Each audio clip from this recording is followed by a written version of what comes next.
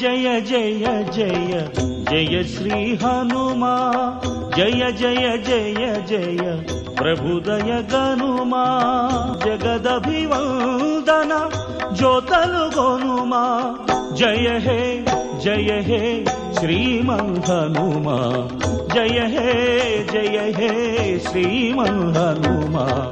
మధ్యే లవణతో యస్య విఘ్నోయమితి నిశ్చితః. అకస్మాత్తుగా సముద్రంలోంచి బంగారు శిఖరాలు పైకి లేచాయంటే ఇది నేను చేస్తున్నటువంటి పనికి, నేను వెడుతున్న కార్యానికి విఘ్నం, నేను ఆగకూడదు అని వరసాపాతయామాస జీమూతమివ మారుతః తన వక్షస్థలంతో కొట్టారు శిఖరాల్ని. అవి చూర్ణములై పొడి అయిపోయి పడిపోయాయి. సముద్రంలో పడిపోగానే ఒక్కసారి మైనాకుడు పురుష రూపాన్ని దాల్చి నిలబడ్డాడు. అంతరిక్ష స్థిత శ్రీమాన్ ఇదం వచనమబ్రవీత్. ఆకాశంలో నిలబడి స్వామి హనుమతో మాట్లాడుతున్నాడు. మహానుభావ, కృతీచ ప్రతికర్తవ్యం దేశధర్మ సనాతన సోయం తత్ ప్రతికారార్థీ తత్వసమ్మానమర్హతి అతిథి కిల పూజార్హ ప్రకృతోపి విజానత. ఈ జాతికి ఒక లక్షణం ఉంది, ఉపకారం చేసిన వాడికి ప్రత్యుపకారం చెయ్యాలి. ఒక ఉపకారాన్ని పొంది తిరిగి ప్రత్యుపకారం చెయ్యకుండా ఉపకారాన్ని మరిచిపోయిన వాడెవరుంటాడో వాడు కృతఘ్నుడు. అటువంటి కృతఘ్నుడికి నిష్కృతి లేదు. కిష్కింధకాండలో కూడా స్వామి లక్ష్మణుడు అంటాడు, బ్రహ్మఘ్నైచ సురాపేచ చోరే భగ్నవ్రతీ తథా నిష్కృతిర్విహితా సిద్ధిః కృతఘ్నో నాస్తి నిష్కృతి. బ్రహ్మహత్య చేసిన వాడికి, దొంగతనం చేసిన వాడికి, సురాపానం చేసిన వాడికి, ఒక వ్రతం చేస్తానని నీళ్లు ముట్టుకుని కూడా వ్రతం చెయ్యకుండా వ్రతభంగం చేసిన వాడికి ప్రాయశ్చిత్తం ఉందేమో కానీ చేసిన ఉపకారాన్ని మరిచిపోయి కృతఘ్నుడై బ్రతికేటటువంటి వాడికి మాత్రం నిష్కృతి లేదంటాడు.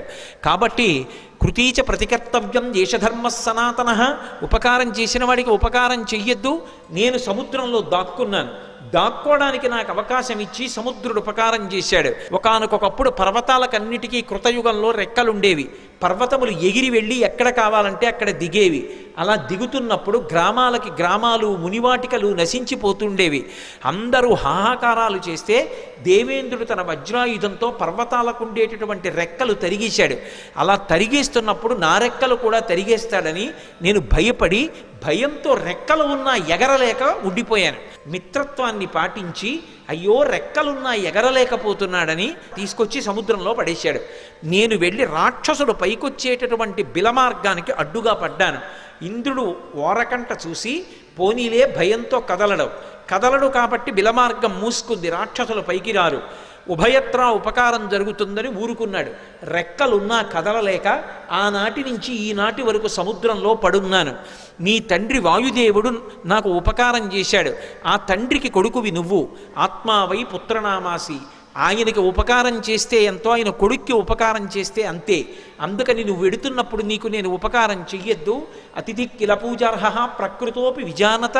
అసలు ఒక అతిథి లభించడమే చాలా కష్టం జీవితంలో. అటువంటిది మహాప్రాజ్ఞుడు, నవవ్యాకరణ పండితుడు, స్వార్థం లేనివాడు, రామచంద్రమూర్తి యందు అపారమైన భక్తి కలిగినటువంటి నీ వంటి మహాపురుషుడు అతిథిగా లభించడం అంటే నేను పొందిన అదృష్టం. నిపత్య మమశృంగేషు విశ్రమస్వ యథాసుఖం. ఒక్కసారి నా పర్వత శిఖరముల మీద దిగవయా, కాసేపు విశ్రాంతి తీసుకో, ఇంత తేనె తాగు, కాసిని కందమూలాలు తిను, కించిత్ విశ్రమించు, మళ్ళీ బయలుదేరి వెళ్ళిపో అన్నారు. విన్నారు హనుమ. ఒక్కసారి నవ్వి ప్రీతోస్మి కృతమాతిథ్యం మన్యురేషోపనీయతాం త్వరతే కార్యకాలో మే అహస్యాప్యతివర్తతే ప్రతిజ్ఞాతమయా దత్తానస్తాతవ్యభిహాంతరే అంటారు. ప్రీతోస్మి కృతమాతిథ్యం, చాలా సంతోషం, మీరు నాకు ఆతిథ్యం ఇచ్చినట్టే, మీరు నాకు అన్నీ పెట్టినట్టే.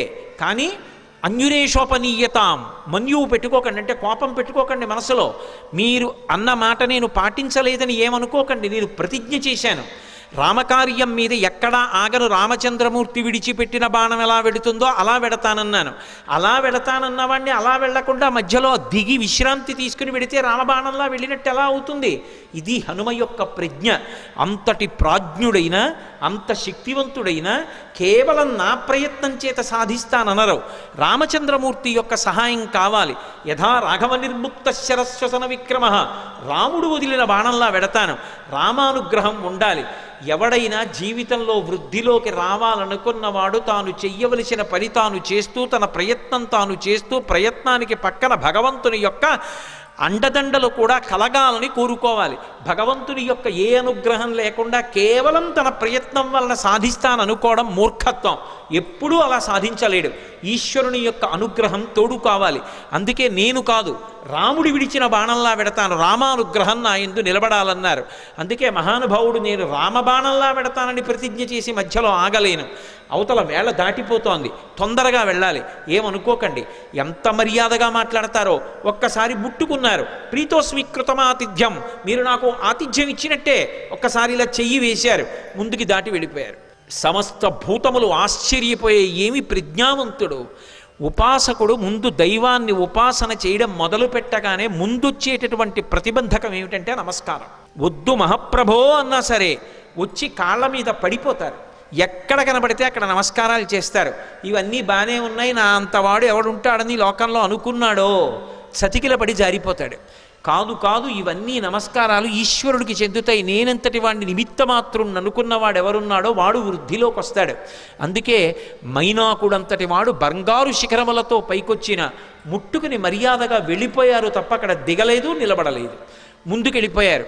చూశారు, మహర్షులు చూశారు, గంధర్వులు చూశారు, కిన్నెర కింపురుషులు చూశారు, సిద్ధులు చూశారు, సాధ్యులు చూశారు. గబగబా నాగమాత సొరస దగ్గరికి వెళ్ళారు.